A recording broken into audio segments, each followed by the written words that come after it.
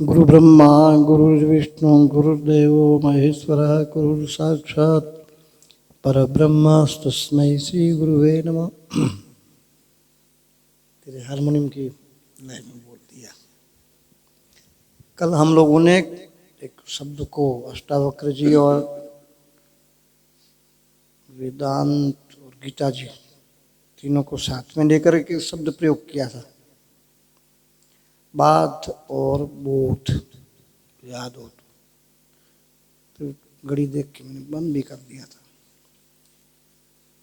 बाध योग्य का बाध करने से, बाध करने के बाद सदगुरु के उपदेश से अबाधित जिसका बाध न हो सके ऐसे तत्व का आत्मा के रूप में बोध हो जाता है। इतना ही शास्त्र है। आगे की जो चर्चा है वो तो उसको दृढ़ करने के लिए है। शास्त्र इतना ही है।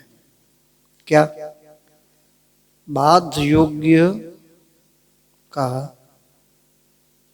बाध करने के उपरांत सद्गुरु भगवान के उपदेश से अबाधित अर्थात जिसका बाध न हो सके ऐसे तत्व का अर्थात आत्म तत्व का आत्मा के रूप में बोध हो जाता है। घुमा के वही बात की ना मैंने। बाध और बोध बहुत चले शब्द इसमें, बाधित और अबाधित। एक मांडुक्य उपनिषद है, अपनी परंपरा में बहुत सब अपने पूर्वजों ने बहुत पढ़ा है। बड़े महाराज जी तो बहुत ही ज़्यादा पढ़ते थे मांडुक्य उपनिषद। ऐसे उसके वो छोटे में छोटा उपनिषद जो है ना वो मांडुक्य उपनिषद ही है। 12 ही मंत्र हैं। उसके ऊपर मेरी एक कैसेट भी है प्रवचन की, ज़्यादा नहीं है, खाली अनुवाद में है मांडुक्य उपनिषद। जिग्नेश के पास होगी भी, सही है ना, होगी तो प्रशांत के पास होगी। डेनमार्क वालों ने मांगा था वो कैसेट, हमने दिया नहीं। मांडुक्य उपनिषद 12 मंत्रों का है। कोई ध्यान दे तो कंठस्थ हो जाए। 12 तो मंत्र हैं, छोटे में छोटा। इसके ऋषि जो है मंत्र दृष्टा वशिष्ठ जी है। मांडुक्य इसके नाम पड़ा। मंडूक मतलब मेढक, डेढ़का। मेढक सब इकट्ठे होकर टाएं टाएं टाएं करते हैं, तो ब्रह्मचारी लोग मंत्रों को उच्चार कर रहे थे तो मेढक जैसा लगता था, नाम रख दिया मांडुक्य उपनिषद। इस मांडुक्य उपनिषद के ऊपर जगत गुरु शंकराचार्य जी के दादा गुरु, शंकराचार्य जी गुरु थे गोविंद पदाचार्य जी, जो नर्मदा किनारे ओमकारेश्वर के पास तपस्या करते थे। गोविंद पदाचार्य जी, गोविंद पदाचार्य जी के गुरु थे गौड़ पदाचार्य जी, और गौड़ पदाचार्य जी के गुरु सुखदेव जी को कहते हैं कुछ लोग। तो ये गौड़ पदाचार्य जी थे ना, ये बहुत विद्वान थे व्याकरण के। तो इन्होंने 2 प्रकार की कारिकाएं लिखी है। सांख्य दर्शन के ऊपर भी लिखी है सांख्य कारिका, और मांडुक्य उपनिषद के ऊपर कारिका लिखी है, और 400 कारिकाएं हैं। उन 400 कारिकाओं के ऊपर एक प्रवचन है स्वामी अखंडानंद जी का। लास्ट में उन्होंने अंतिम प्रकरण भी निकाला। हम लोग पढ़ रहे थे तब तक अंतिम प्रकरण नहीं निकला था, तो हमको पढ़ने में भी नहीं मिला। तो जो 4 प्रकरण हैं उनके ऊपर अखंडानंद जी का प्रवचन भी है। अपने लाइब्रेरी में होना चाहिए, पुस्तकालय में। उसमें 4 प्रकरण हैं। एक प्रथम प्रकरण का नाम है आगम, दूसरे प्रकरण का नाम है वैतथ्य, तीसरे प्रकरण का नाम है अलाद शांति प्रकरण और चौथे प्रकरण का नाम है अद्वैत प्रकरण। अद्वैत प्रकरण लास्ट में और छोटा है। उसमें एक प्रकरण है वैतथ्य प्रकरण। अ, उ, म और अमात्र ऐसे करके 4 है। और मांडुक्य उपनिषद ओमकार के ऊपर ही है, अ, उ, म और अमात्र 4 हुए ना, ब्रह्म के 4 पाद। तो उसमें जो वैतथ्य प्रकरण है, वैतथ्य प्रकरण नाम ही विचित्र है।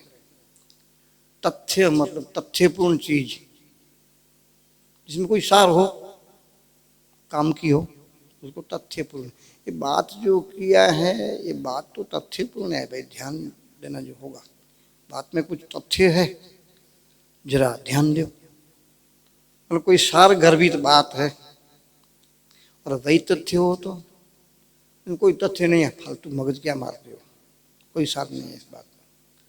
इसमें तथ्य न हो ऐसा तो जगत को तथ्य रहित कहा है। जगत में कोई तथ्य नहीं है, जगत कोई सार नहीं है।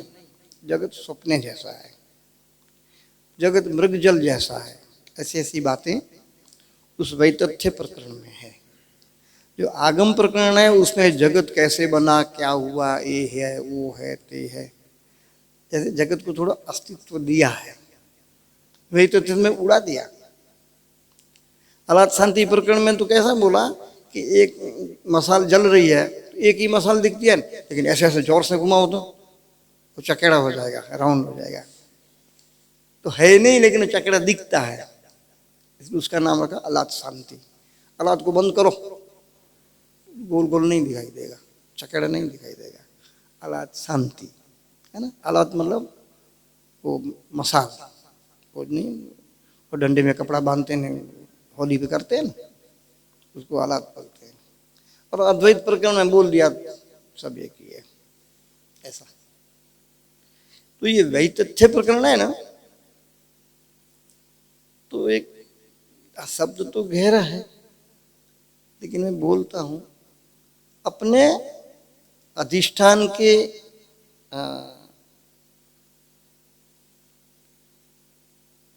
अच्छा शब्द बदलो, जहां नहीं है वहां दिखता है। चलो शब्द बदल दिया, वो जरा टाइट शब्द था। अपने अभाव के अधिकरण में प्रतीत होने वाली वस्तु को प्रतीति बोलते हैं और वैतथ्य बोलते हैं। और उसी का बाद होता है, उसी का दूसरा नाम है अध्यस्त। अपने अधिष्ठान अधिकरण में, अभाव के अधिकरण में, अभाव का अधिकरण क्या है? रस्सी। रस्सी में जहाँ सर्प नहीं है वहां सर्प दिखता है ना, उसका अधिकरण क्या है? सर्प का, रस्सी। अपने अभाव के अधिकरण में जो प्रतीत होता है उसका नाम है अध्यस्त। अर्थात हो नहीं, लेकिन वहां जहां नहीं है वहां दिखता है, जहां है नहीं, बिल्कुल नहीं मिलेगा साफ, लेकिन फिर भी दिखता है, उसका नाम अध्यस्त। उसका अधिष्ठान क्या है? रस्सी। इसलिए सर्प को जो नहीं है और दिखता है उसको बोलते हैं अध्यस्त, और जिसमें दिखता है उस रस्सी को बोलते हैं अधिष्ठान। लेकिन जब आत्मज्ञान होता है ना, तो सर्प तो खोटा है वो मालूम ही है, लेकिन सर्प रस्सी भी खोटी हो जाती है, मिथ्या हो जाती है। तो रस्सी जिसमें दिखती है उसका नाम क्या रखेंगे? आधार। रस्सी जिसमें दिखती है उसका नाम आधार, रस्सी का नाम रखो अधिष्ठान, और उस रस्सी में दिखने वाला सर्प जो नहीं है वहां फिर भी दिखता है, उसका नाम अध्यस्त है। तो जो अध्यस्त होगा उसका बाद हो सकता है। रस्सी में सर्प अध्यस्त है, अब टॉर्च प्रकाश करोगे तो सर्प गायब हो जाएगा। सर्प कहां जाएगा? रस्सी रूप हो जाएगा, कहीं इधर उधर भाग नहीं जाता है वो सर्प। कल्पित की निवृत्ति अधिष्ठान स्वरूप होती है। सर्प कल्पित है, उसकी निवृत्ति आप प्रकाश से करोगे तो अधिष्ठान मतलब रस्सी स्वरूप हो जाएगा, है ना। भेद नहीं बचेगा, नहीं तो इधर उधर भगाओगे तो भेद रहेगा। ब्रह्म ज्ञान हुआ और जगत उधर चला गया अमेरिका की तरफ, तो ये नहीं चलेगा, भेद बना रहेगा ना। तो ब्रह्म स्वरूप हो जाता है नहीं। तो जो बाध योग्य है उसका बाध करो। पहले मैंने बहुत कहा था कि ऐसा करोगे तो मन शांत हो जाएगा, तो आत्मा की प्रतीति हो जाएगी, बोध हो जाएगा। ज़्यादा जरूरी व्यवहार करो, बिन जरूरी व्यवहार मत करो, क्योंकि इतने ज़्यादा विचार, इतने ज़्यादा विकल्प चलेंगे। जब हम कुछ करेंगे तो ये मन जो है करने देगा नहीं, और उसका बोध होगा नहीं, अनुभव होगा नहीं, है ना। ऐसे ऐसे बोला था ना, ऐसे 2-3 दिन अष्टावक्र को चलाया मैंने। अब फिर मैंने कहा चलो सबसे बढ़िया एक रास्ता निकालो। मैंने भागवत में से हंस गीता इसमें ले आया, ये बाद की टाइप में लाया हंस गीता को, बराबर। आज एकदम वेदांत के रूप में लाया। बाध योग्य है और जो हट सकता है उसको हटाओ, जो हट सकता है उसको हटाओ। रस्सी में सर्प हट ही सकता है, मेहनत करने की जरूरत है, उजाला करने की जरूरत है। तो यहाँ ज्ञान से जो बाध्य योग्य है, जो मिथ्या है, वो हट जाएगा। फिर गुरु की जरूरत पड़ेगी। अष्टावक्र यहाँ तक गुरु की जरूरत मानते हैं, वेदांत में गुरु की जरूरत पड़ती जाए बोध के लिए। तो आपने हटा लिया, अब जाओ गुरु के पास। बाद हो सकता था उसको हटाया। आत्मा से भिन्न, ब्रह्म से भिन्न जो कुछ भी है वो सब हटाने योग्य ही है, सब मिथ्या है, हट जाएगा। बाद का अर्थ ही होता है मिथ्या, मिथ्या समझ। जो मिथ्या हो गया उसे आप हटा दो, निरीक्षण करो, तो फिर जो है चेतना ही बचेगी, जिसको ब्रह्म भी कहते हैं, इसको आत्मा भी कहते हैं, इसको परमात्मा भी बोलते हैं, है नहीं। लोग पार ब्रह्म परमेश्वर बोलते हैं ना, पार ब्रह्म नहीं है, पर ब्रह्म है या परम ब्रह्म है। लोग छंद के लिए पार ब्रह्म आरती में बोलते हैं, वही बचेगा और गुरु कृपा से वो आत्मसात हो जाएगा। अरे ये जो अवस्था है ना, ये जो बात हो जाए, कोई बुद्धिपूर्वक बात कर ले, होता बुद्धि से ही बात है, और गुरु मिल जाए ब्रह्मनिष्ठ श्रोत्रिय तो बोध करा देगा आत्मा का। एक ये रास्ता है, ये रास्ता सरल बहुत है। एक गुरु के साथ सत्संग बहुत करना पड़ेगा, बहुत काल करें सत्संग वो करना पड़ेगा, सीधी सीधे नहीं होगा। या आपको अगले जन्म में करके आए हो तो हो जाएगा। पर कभी कभी है ना, जप करते करते ऐसा होता है, अचानक पढ़े भाई अभी आप जरा सुनना चालू करना, अचानक आपकी आंख खुली है, आप जप कर रहे हैं और अचानक सब बदल जाएगा। जो आंख अभी देख रही थी ना, वो जिस प्रकार से जगत को, नाम रूप को, वो अचानक ही अलग प्रकार का लगेगा आपको।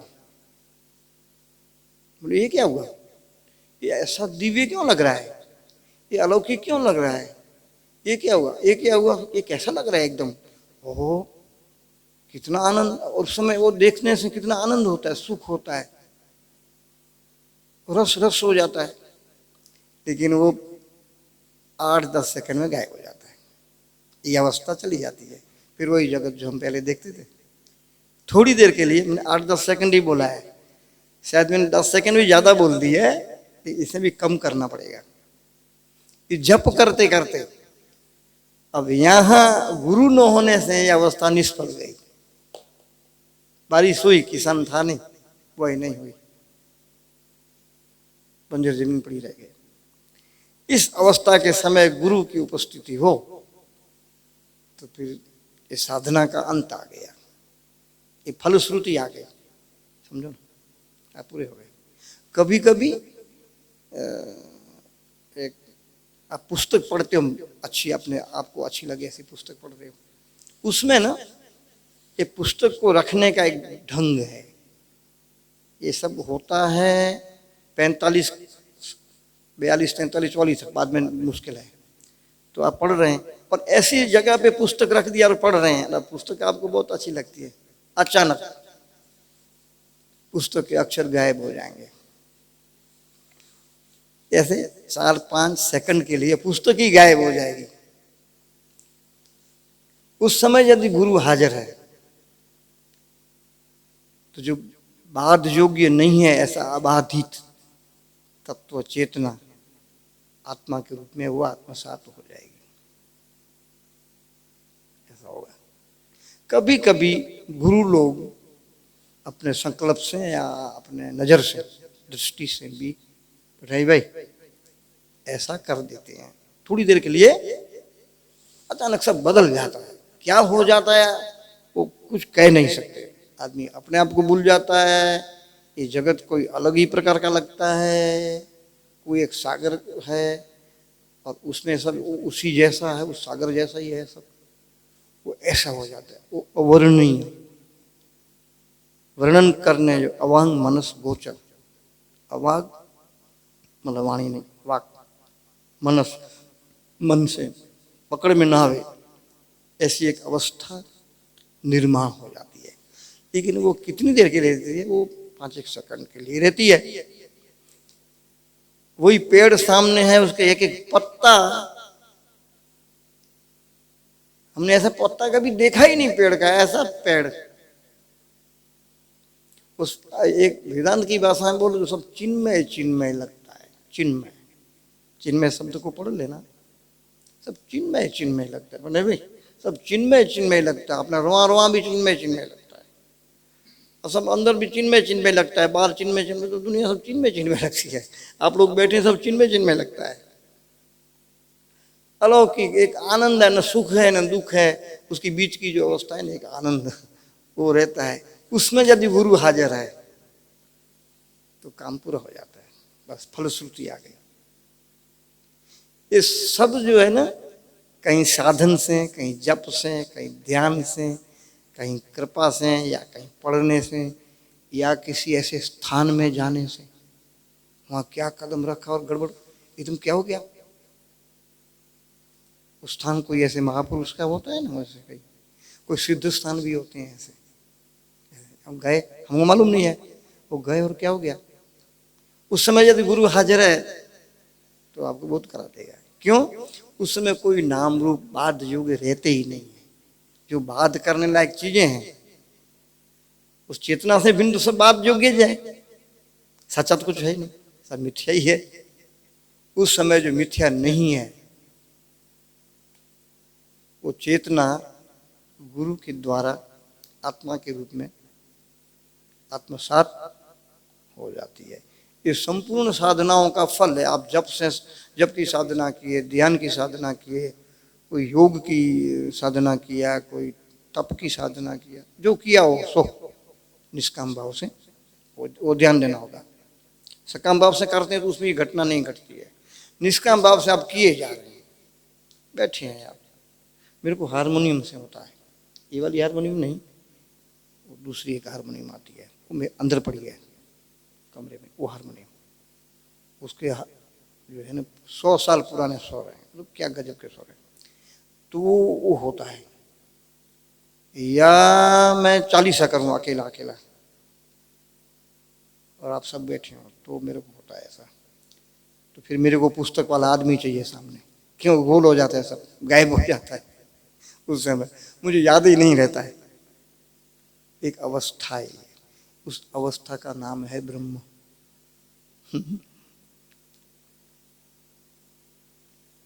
कठिन से कठिन और सरल से सरल। या तो सबसे बढ़िया फिर आपको बात करना आ जाए। तो मैं कभी कभी ऐसे दृष्टांत देता रहता हूँ, कागज के ऊपर पेंसिल से बनाओ, फिर पेंसिल रबर से मिटा दो।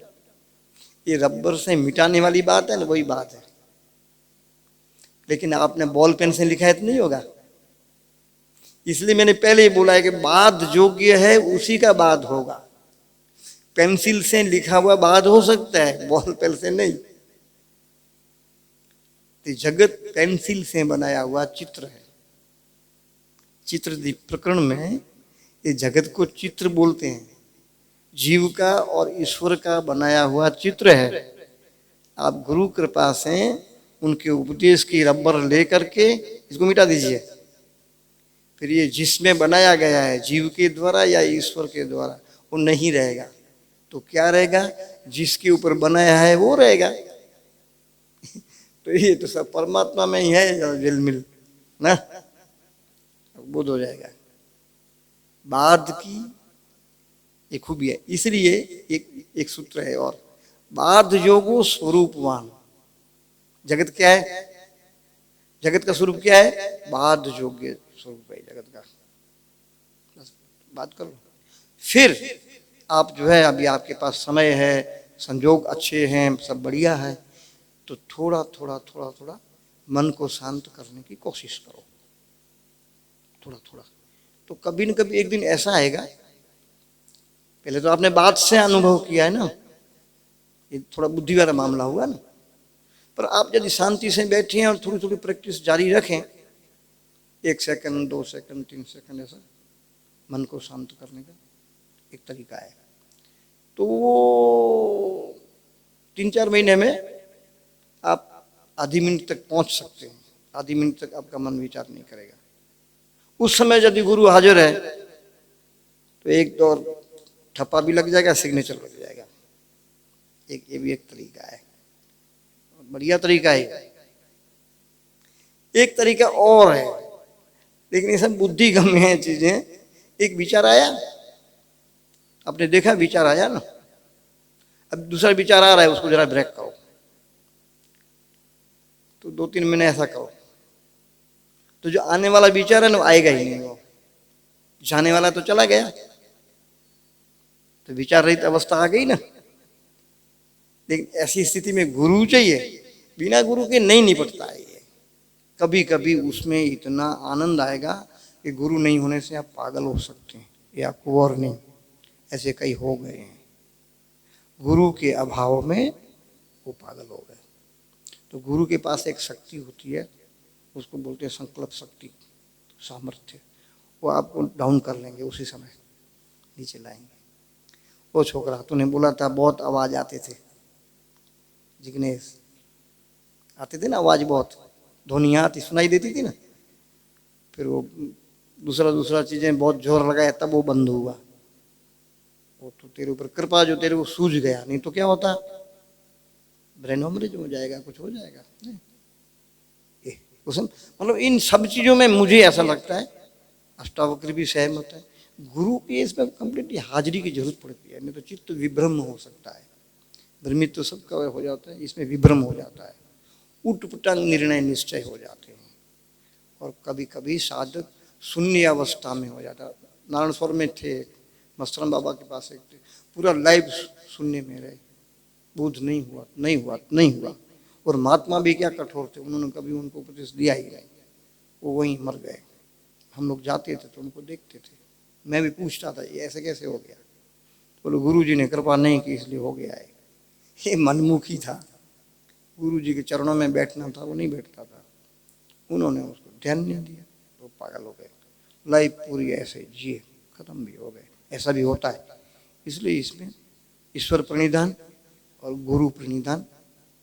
अच्छा चलो, ईश्वर को तो हमें अभी तक देखा नहीं है, गुरु को तो देखा है ना, उसका प्रणिधान, उसके मतलब चरणों में समर्पण, उससे ये रास्ता इसका ठीक हो जाता है।